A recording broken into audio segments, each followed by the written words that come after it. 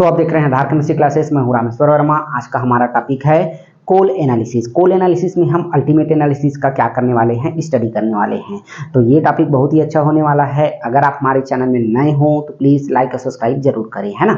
तो अल्टीमेट में आज हम क्या देखने वाले हैं, टोटल सल्फर देखने वाले हैं। तो टोटल सल्फर को पूरा हम क्या करेंगे, शुरू से अंत तक अच्छे से आपको डिटेल से बताने की कोशिश करेंगे ताकि एक ही वीडियो में क्रिस्टल क्लियर हो जाए, है ना। तो इसके लिए इसमें हम पढ़ेंगे क्या क्या चीज़। तो सबसे पहले हम बेसिक इंट्रोडक्शन बता देंगे आपको, रिक्वायरमेंट, टेस्ट प्रोसीजर, फिर लास्ट में इसका कैलकुलेशन। तो इतना सब अलग अलग क्या करेंगे, टॉपिक में चर्चा करेंगे, जिससे आपको पूरा वीडियो क्रिस्टल क्लियर हो जाएगा, है ना। तो टोटल सल्फर फिर दोबारा आपको देखने की जरूरत नहीं पड़ेगा, राइट। तो सबसे पहला हम देखते हैं कि बेसिक इंट्रोडक्शन। बेसिक इंट्रोडक्शन में हम टोटल सल्फर क्यों करते हैं, राइट। टोटल सल्फर करने की ज़रूरत क्यों पड़ता है, तो हम बेसिकली कोल एनालिसिस क्यों करते हैं। तो देखा जाए तो हम ग्रेडिंग के लिए करते हैं। कोल एनालिसिस हम बेसिकली किसके लिए करते हैं, कहीं ना कहीं हर एनालिसिस ग्रेडिंग से रिलेटेड रहता है। जैसे कोल का हम जीसीवी निकालते हैं, जीसीवी से ही हम आइडेंटिफाई करते हैं कि ये कोल इतना ग्रेड का होगा। लेकिन हम क्या करते हैं, कोल का ग्रेडिंग करते हैं जीसीवी के माध्यम से। वो जीसीवी हमारा प्योर कोल होना चाहिए, राइट। उसमें बहुत सारे कोल में एलिमेंट्स होता है, जैसे नाइट्रोजन, सल्फर, कार्बन, बहुत सारे ऐसे एलिमेंट्स होते हैं जो जीसीवी वैल्यू को क्या करता है, इम्पेक्ट करता है। उसी को हम क्या करते हैं, अलग से एनालिसिस करते हैं। एनालिसिस करने के बाद क्या करते हैं, उसका वैल्यू को हम घटाते हैं। उसी प्रकार कोल को हम क्या करते हैं, भी जो टोटल सल्फर है उसका भी वैल्यू क्या करता है, जीसीवी वैल्यू को इम्पेक्ट करता है, डोमिनेट करता है। उसको हम क्या करते हैं, अलग से एनालिसिस करते हैं। उसका वैल्यू जो आएगा उसमें हम जीसीवी वैल्यू से घटाते हैं। जब घटाने के बाद जो जीसीवी वैल्यू दिखाएगा वही उसका एक्चुअल वैल्यू रहेगा। तो उससे पहले हमको क्या करना पड़ेगा, उस कोल में कितना सल्फर है उसके बारे में हमको यहाँ पे क्या करना पड़ेगा, एनालिसिस करना पड़ेगा। याद रखिएगा डीएस और टीएस अलग होता है, डिस्ट्रीब्यूशन सल्फर अलग होता है, टोटल सल्फर अलग होता है। डिस्ट्रीब्यूशन सल्फर में आपको 3 पैरामीटर देखने को मिलेगा, iron, pyretic sulphur, sulphate sulphur. लेकिन इसमें टोटल सल्फर क्या होता है, होल एक ही रहता है। इसको आपको याद रखना है। तो ये हमारा क्या हो जाएगा, बेसिक इंट्रोडक्शन हो जाएगा। दूसरा टॉपिक हम देखते हैं रिक्वायरमेंट। हम जब एनालिसिस किसी भी पैरामीटर या कोई भी चीज़ का करते हैं तो बहुत सारे ऐसे इक्विपमेंट की जरूरत पड़ता है जिसको हम हमारे आसपास होना बहुत जरूरी होता है। जैसे हमारे पास इस सल्फर एनालिसिस के लिए, टोटल सल्फर एनालिसिस के लिए हमको रिक्वायरमेंट का बात करते हैं तो सबसे पहला हमको कोल सैंपल चाहिए जिसका साइज -212 माइक्रोन होना चाहिए। इसी का मिक्सचर हो जाएगा hard plate, hard year oven, muffle furnace, beaker, conical flask, filter paper 42 S less होना चाहिए। याद रखिएगा कीप चाहिए, फनल चाहिए, है ना, बीकर, कोनिकल फ्लास्क, ऐसे बहुत सारे हैं जो इक्विपमेंट रहेगा वो हमको ज़रूरत पड़ने वाला है, राइट। जब आपके पास पूरा इक्विपमेंट आपके पास हो गया अवेलेबल तो आप टेस्ट प्रोसीजर स्टार्ट कर सकते हो। तो नेक्स्ट टॉपिक हमारा क्या हो जाएगा, टेस्ट प्रोसीजर, राइट। तो सबसे पहले अपन क्या करते हैं, एक क्रूसिबल लेते हैं। क्रूसिबल कोई भी चलेगा, प्लेटिनम का हो, सिलिका का हो, आपके पास जो अवेलेबल है उसका आप यूज कर सकते हो, राइट। तो सबसे पहले हम क्या करते हैं, एक कोनिकल क्रूसिबल लेते हैं।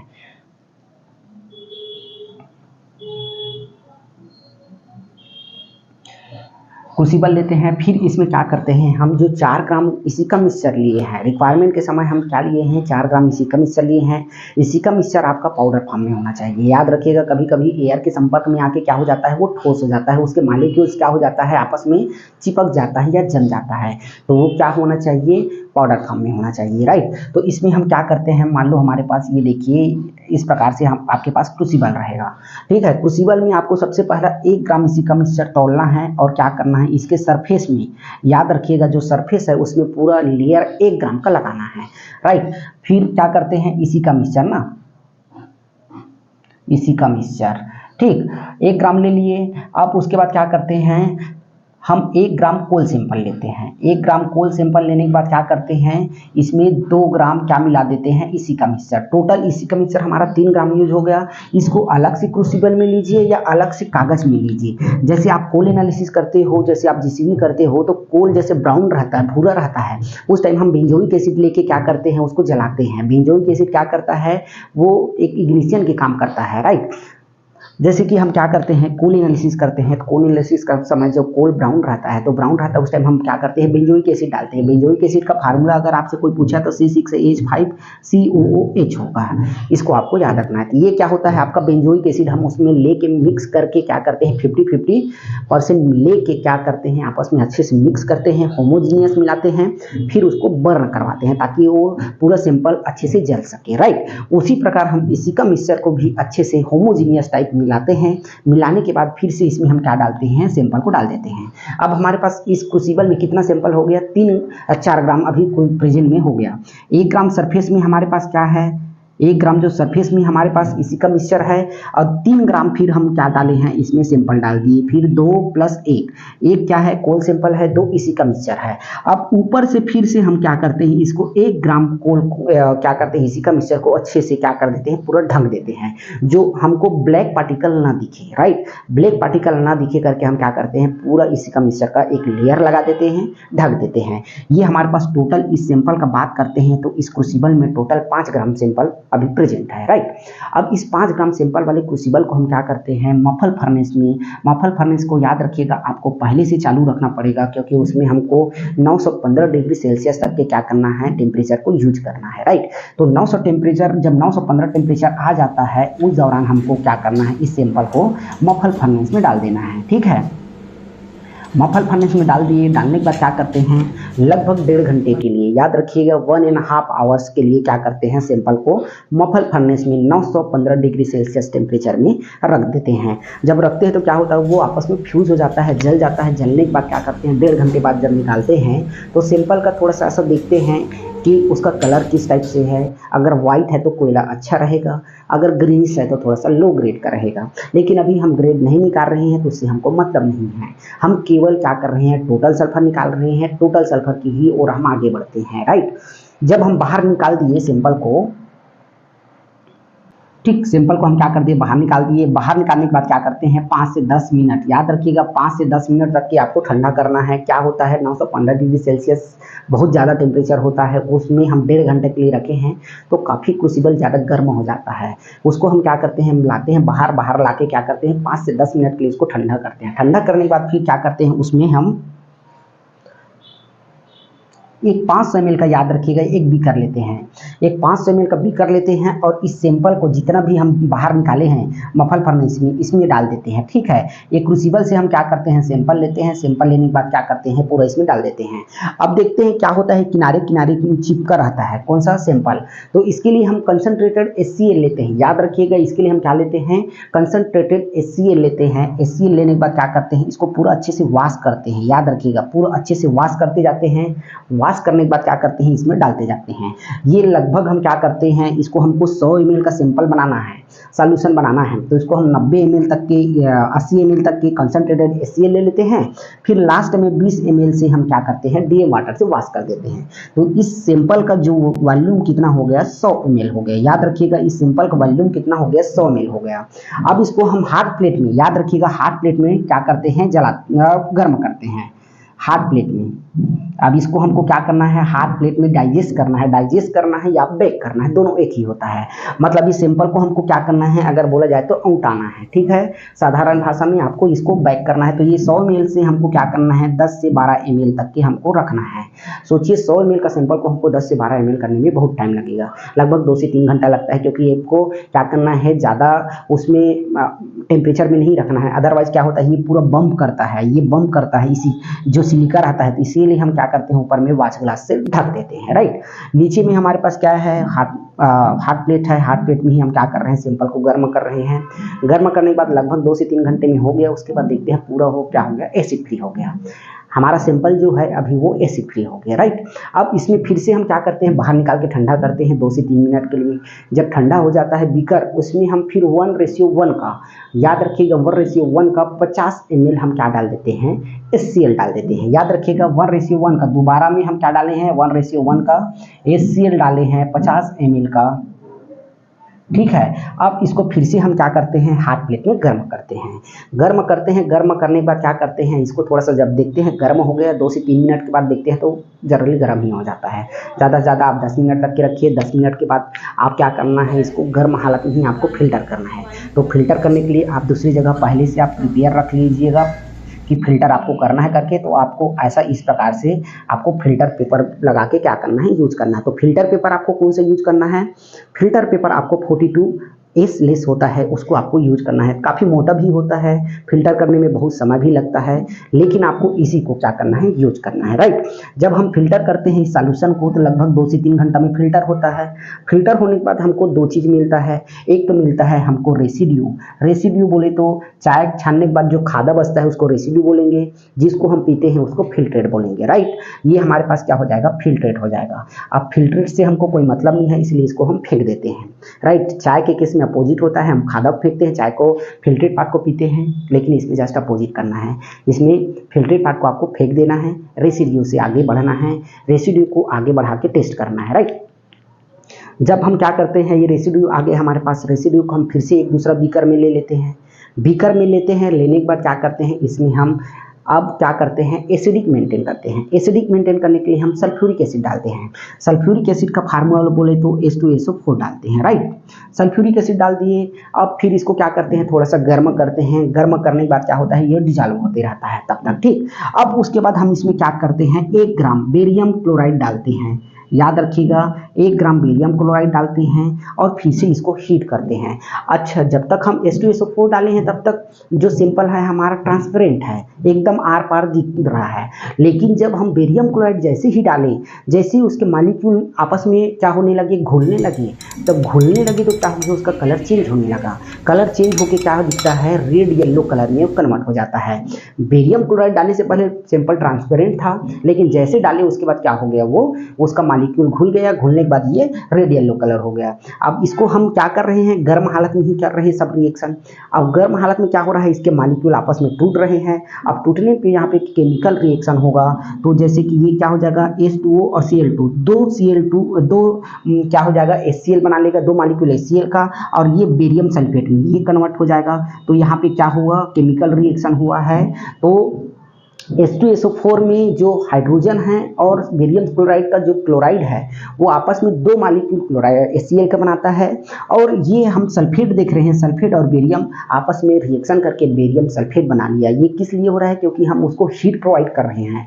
हीट प्रोवाइड करने से क्या हो रहा है, अपना बॉन्ड को क्या कर रहा है, ब्रेक कर रहा है। ब्रेक करने के बाद यहाँ केमिकल रिएक्शन के थ्रू बेरियम सल्फेट में जम गया, राइट। अब बेरियम सल्फेट में जम रहा है, अब इसको फिर से हम क्या किए हैं, गर्म कर रहे हैं। गर्म करने के बाद थोड़ा सा ठंडा करते हैं। आप ठंडा करते हैं 1-2 घंटे के लिए। अगर आपको ज़्यादा अच्छा रिजल्ट चाहिए तो आप पूरा रात भर ठंडा करिए, लेकिन अच्छा रिजल्ट पाने के लिए आपको रात भर इसको ठंडा करना पड़ेगा। ऊपर से वॉच ग्लास में आपको इसको ढकना पड़ेगा। याद रखिएगा, अच्छे से आपको वॉच ग्लास में ढकना पड़ेगा, ताकि आपका सुबह होते होते पूरा बेरियम सल्फेट पीपीटी के रूप में आपको यहाँ पे मिल जाएगा, राइट।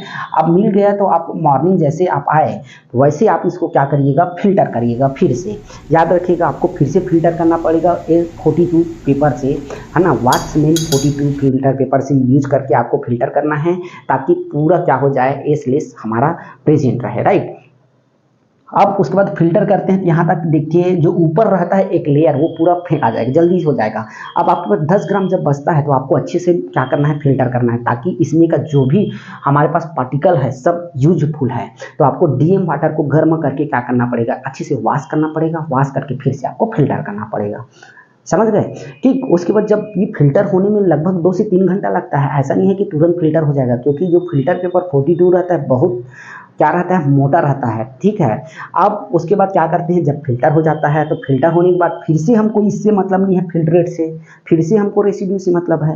अब रेसिड्यू को क्या करते हैं, जो फिल्टर पेपर हमारे पास है उसको फोल्ड कर लेते हैं। याद रखिएगा, इस प्रकार से हमारे पास रहता है, इसको हम आपस में क्या करते हैं, फोल्ड कर लेते हैं, तो इस प्रकार हो जाता है। अब फोल्ड करके एक क्रूसिबल लेते हैं, जिसका प्री वेट ले लेते हैं, अच्छे से पहले हॉट एयर में सुखा लेते हैं, ताकि उसमें कोई भी कंटामिनेट ना रहे, कोई भी उसमें मॉइस्चर ना रहे, मॉइस्चर फ्री रहे।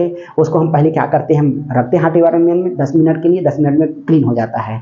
फिर उसको प्री वेट ले लेते हैं। प्री वेट मान लो इसका कितना आ गया, 20 ग्राम आ गया, ठीक है। मैं अप्रॉक्सीमेटली आपको बता दे रहा हूँ ताकि आपको क्रिस्टल क्लियर हो जाएगा। दशमलव में भी आ सकता है, कुछ वैल्यू ऊपर नीचे हो सकता है। तो मैंने कितना मान लिया राइट 20 ग्राम मान लिया। अब मैं जो क्रूसिबल को क्या करता हूँ, क्रूसिबल को रख के अच्छे से इसको जो सैंपल है उसको फोल्ड कर लिए। फोल्ड करने के बाद क्या करते हैं, मफल फर्नेस में आधे घंटे के लिए हम रख दिए 915 डिग्री सेल्सियस में। याद रखिएगा 915 डिग्री सेल्सियस आए तभी आपको समय काउंट करना है।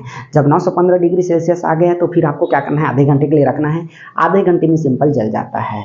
जलने के बाद क्या होता है, ये उसके बाद बाहर निकालते हैं तो एकदम वाइट हो जाता है ना। उसमें कोई भी पेपर का कोई भी वो नहीं रहता, परसेंटेज नहीं रहता, क्योंकि वो क्या रहता है, एसलेस रहता है, तो वो निकल जाता है अपना।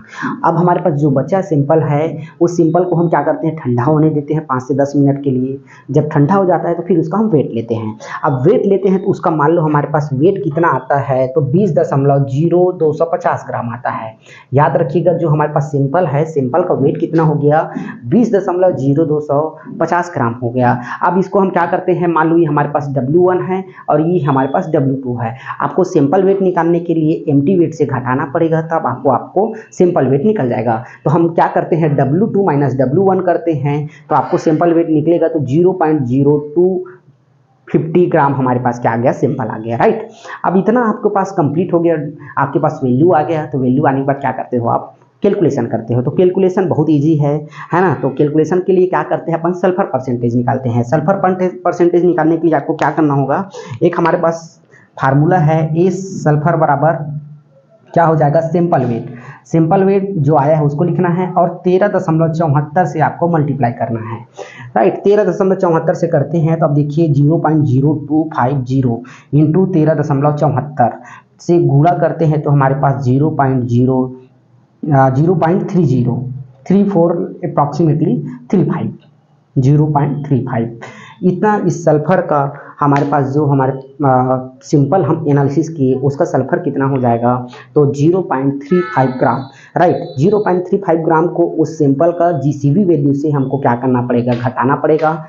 ऑटोमेटिक मशीन में रहता है, उसको डालोगे तो वो अपना जितना घटाना रहेगा घटा लेगा और उसके बाद जो वैल्यू आएगा वो एक्चुअल वैल्यू रहेगा।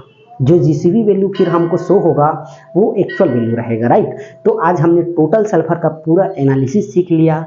आपको अगर आप क्या कर रहे हो, आज की टोटल सल्फर करने के लिए हमारे पास एडवांस टेक्नोलॉजी आ गया है। हम अल्ट्रा हेलियो 580 से क्या कर लेते हैं, इसका एनालिसिस कर लेते हैं विदिन 1 मिनट में। और ये पूरा प्रोसीजर मैं बता दूँ 24 घंटे का है, ठीक है। आप अगर मैनुअल करने जाओगे तो आपको 24 घंटा लगेगा। अगर मशीन में करते हो, हमारे पास एक मशीन आ गया है अल्ट्रा हेलियो, लीको, अलग अलग कंपनियों का अलग अलग मशीन है, काम सबका एक ही है। अगर टाइमिंग का बात करते हैं तो टाइमिंग ऊपर नीचे थोड़ा बहुत होता है, 1 मिनट 1.5 मिनट ऐसा लगता है।